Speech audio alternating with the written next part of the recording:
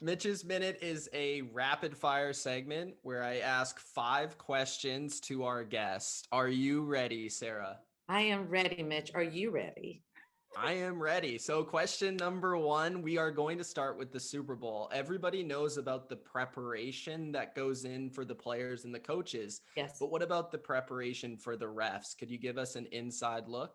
Yeah, we're no different than they are. We're watching film, we're doing film study, we're having calls, we're having Zooms, we're having tests, we're doing all the same things that we would do on a weekly basis. This just gives us a little extended time from the time we get the call and who we know the teams are than a typical week to week game. Awesome. Number two, what is the hardest penalty to call on the field while you're in action? I'm fascinated by this. Is it holding? Is it interference? What is it? We don't think of them at all as hard, Mitch. It's our job. Okay. And the thing is that we are just trying to administer athletic justice out there. We're the enforcer of the breaking of the law, if you will. And Like, we just really, our biggest thing is just to be in position, but we don't look at them as hard. We have an amazing amount of training and we call what we see. If I were to get my game film out, Sarah, and make you administer some justice, I love I that. think that might be primetime TV right there because since we never had to do that with each other, and in football we know, like, for example, there's some kind of holding on every play. Oh, Right. Jen, we would definitely, it would have to be like a couple of bottles of wine and then it would really be a lot of fun for sure. Oh, I think we must do it. I must find some game footage that I was particularly active in. Oh, yeah, let's see. We need to. That All right, Mitch, that's your prime minute, time. your minute got cut to 30 seconds, right? Yeah. No, I guess I'll okay. ask one more question. No, then. he knows that it's always more than a minute. You got It's this. it's Come on, always Mitch. longer than a minute. It's like Mitch's minute that's 5 minutes, but that's just the way it is. It's like the 2-minute drill in football. Just call it your 2-minute drill, because then it 2 minute drill, yeah, but then everything. it's not M and M. Mitch's minute. That's why we did the whole thing. Mitch's minute squared. Anyways, we're gonna go with a couple more questions. So, first is, how has your perspective changed from being an athlete, a basketball player, and then becoming an official? How has your appreciation grown for officials? Immensely, almost immediately. And I mean that first meeting I talked about with Jen, I had no clue. I used to say this, and I mean this. I would be at football games and I would see the guys run off the field. And I'm like, why are they running? And I thought literally somebody would go out and find 5 guys on the street and go, hey, here's some black and white striped shirts.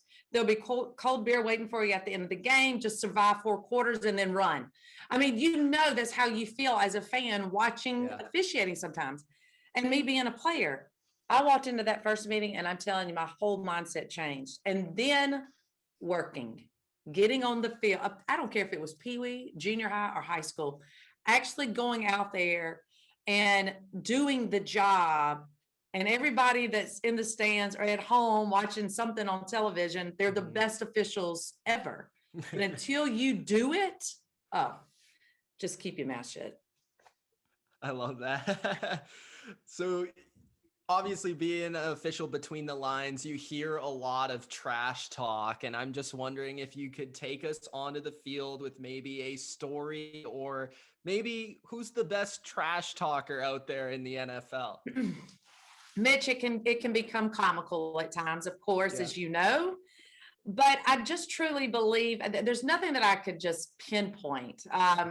I want to just, sometimes I go, y'all are exchanging some pleasantries, correct? Or there may be something like, you'll see a player that may be a little disgusted about something, and I may just make a joke with somebody else and go like, why is he so mad right now? In the moment, like I know my situational awareness. Yeah. But at the end of the day, and Jen and I were just talking about this, about how professional these guys are and respectful. They know maybe at any given time, they could be teammates eventually, or coming sooner than later with the free agency. So I know back in the day, you'll hear just all of these stories. And now I don't see it the way that a lot of people think that it really happens. Okay. And the last question is, everybody wants to know, everybody out there, how far can you throw a flag? Like if 40 yards, 30 yards, I don't know. If I get a running start, Mitch, I can throw it pretty far. Just thank God it's not a baseball. I threw out the first pitch at my son's baseball game. Oh my Lord. You would have thought I'd never had thrown anything in my life. So I'm glad that the flag is not like a baseball, but I have thrown it like up and it's gone back. But if I can throw it, I'd say, I don't know. I don't want to give myself too much credit.